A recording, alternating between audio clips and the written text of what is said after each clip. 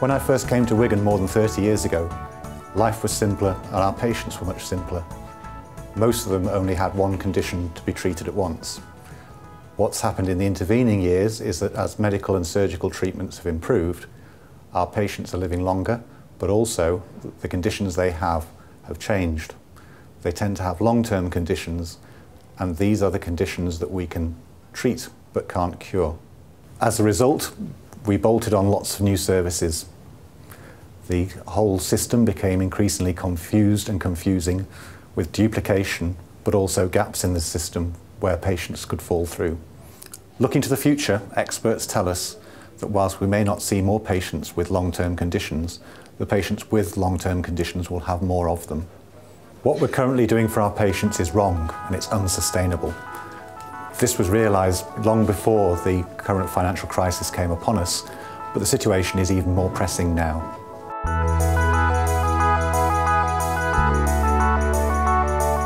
To go into more detail about the three parts of the programme, we'll start with risk stratification. Risk stratification of our patients means electronically rating a patient's risk of admission in the next 12 months. All our practices have our own risk stratification tool, which we developed locally. It's installed on their computers and a list can be generated with a patient at most risk at the top. We are currently suggesting that the top 30% are considered for their suitability for a multiple disciplinary team approach. The Integrated Neighbourhood Team operates as a multiple disciplinary team. Its function is to develop a case management plan for patients referred to it. We anticipate that there will be stronger links forged between the current community teams and acute teams via the Integrated Neighbourhood Teams. The patient's key worker will manage the input required from the rest of the health and social care system. The third part of the programme involves patient education and empowerment to improve self-management of patients' own conditions. Telehealth and shared decision-making are important parts of this aspect of the programme. We are continuing to develop this aspect of the work. This diagram represents a typical patient journey, starting at the practice and going through the Integrated Neighbourhood Team to produce a case management plan. This will be implemented by the most appropriate staff from community or secondary care. A copy of the case management plan will be sent to the practice and, where appropriate, to out-of-hours providers.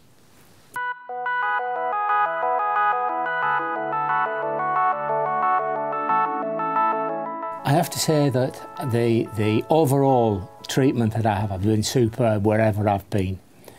But one of the things that I think is missing is the, one of the things that exists is the duplication of information. So when I go to one place with one group, I'm answering a whole set of questions, and then I repeat those when I go somewhere else. And it seems to me that the duplication could be remedied in that sense.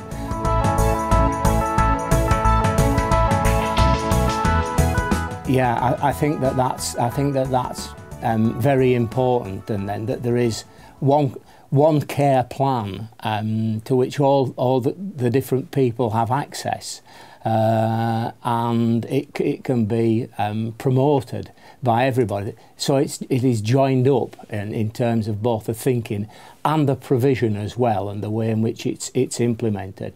I will be very supportive of that. I don't have a problem with the sharing of information at all. If that sharing of information means that I will get better or my health will be improved faster, you know, then fine, that's okay. And if that means that the information is shared between a group of people, a group of professionals, then that's fine by me. It really is. I don't have a problem with that.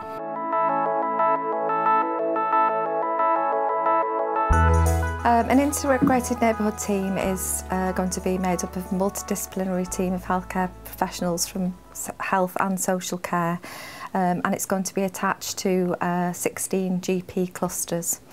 The team will consist of a GP, a community matron, a district nurse, a practice nurse, and hopefully some admin support. Hello everybody, thanks for coming here today. I'm Sarah Murphy, I'm a clinical facilitator. for your integrated care team. We're here today to discuss 5 patients that we've identified through your risk stratification data. I think that's correct. A typical integrated neighbourhood team will wrap itself around GP services. It will have the patient at the centre of focus. It will try to enable the patient to start to develop an element of self-care. And it will also provide a patient with a named healthcare professional who can direct them through the services. The patient will also have an integrated care record which will be shared via all of the multidisciplinary team. Let's have a look at the second one. Okay. There is an icon on all GP systems, which is the CCG SharePoint icon that all practices can access, and I believe if you just go in and your practice code's there and you can access your data that way. And that gives you the top sort of 50 patients, high-risk patients on the tool. We would then look at that information probably at a practice business meeting, and hopefully all practice GPs would be there, the practice manager and the practice nurse, and we'd have a look at those patients and we would decide who we could sort of choose to case manage from that list. So his heart failure isn't moderate or severe. The heart failure nurses, the specialist nurses, won't accept him because he doesn't fit their criteria. I think it's entirely practice dependent on how many patients are looked at, because you can't look at all 50. So what we've done so far is sort of look at the top 20. And when we've looked at the top 20 patients, we've sort of identified maybe 12 that would be discussed at an MDT because they'd be amenable to change. Maybe of the 8 that we didn't think to take through to the MDT, you know, there was maybe a reason that we couldn't influence the risk. But of the 12 that we take through to the MDT, then we would discuss, you know, who would be appropriate for case management. The leg ulcers, what his nutritional status was, so maybe possible we could ask them. Firstly, I think we, historically as a team, we've tended to get a lot of inappropriate referrals to the service, and with the introduction of the risk tool, then we're actually picking out the right type of patients who we can, you know, we can do a lot with. It's often quite time consuming if you go out and see a patient who's not the right type. So the risk tool is going to be really important for the community matrons and how we operate as a team. The other thing I would say is the fact that we're all getting together as a team, which is, it's like a learning hub. We can feed from each other, and it's an education forum as well, isn't it? And I think that is in itself, even though it is quite time consuming, you save time in that you're all around the table and you're not having to make referrals to individuals by paper, etc. So we develop a management plan between the whole team. And again, working with the health professionals at the integrated team, knowing who's involved with the patient, knowing what the plan of care is, knowing what the management plan is for that patient, will cut down on the time that you need to spend ringing round for health professionals, and I think that will be a massive positive for all services.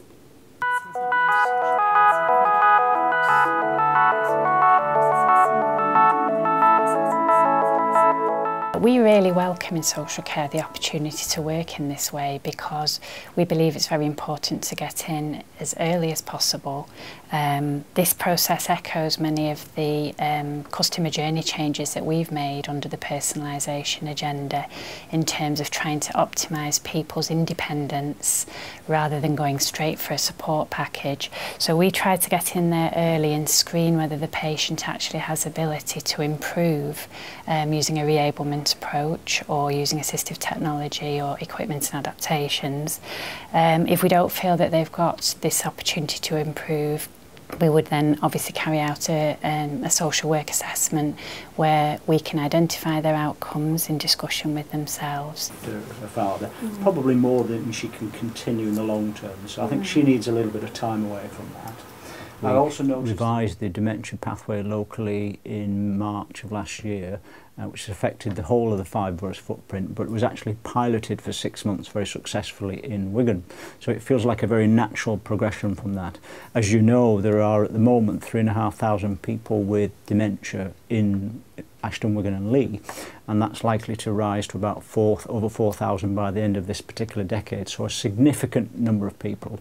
Not surprisingly, as a result of that, will also be an increase in other comorbid diseases associated with that. And as you know yourself, 60 to 70% of people with other chronic long-term conditions also have some mental health component as a result of that. Now, whether that's a cause and effect relationship, very variable from each individual.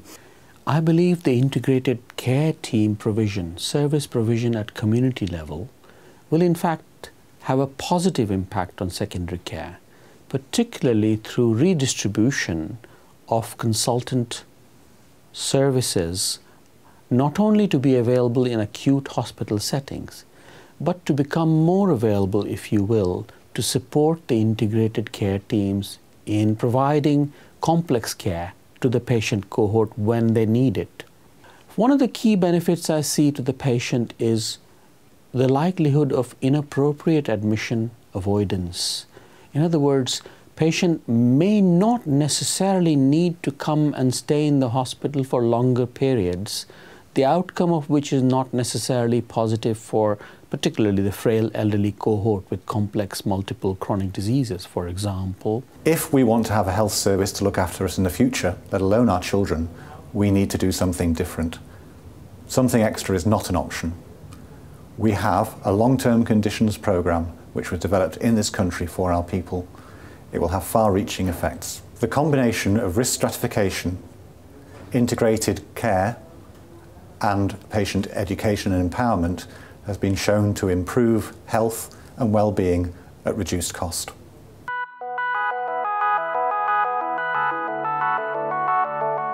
So I'm happy at the moment with what I'm getting because I get good advice.